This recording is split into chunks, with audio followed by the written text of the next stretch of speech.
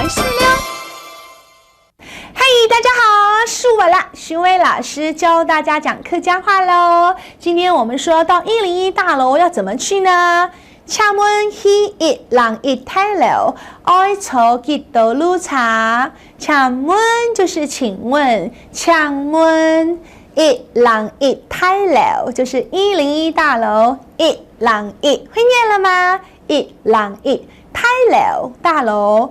爱坐，爱就是要不要这个字，爱坐就是要做几多路茶，几多路，几就是哪一个几多，几多路茶就是车子。请问去一人一大楼，爱坐几多路茶？念得很标准了。好啦，你可以坐266号公车，你坐得坐266号公车。再来一次，你坐的就是你可以做的，就是可以这么做。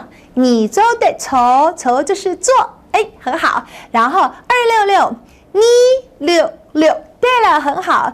你66，你可以做266号，号就是号码那个字，所以你66号公车，你可以坐266号公车去哟。你坐的坐266号公车去哟。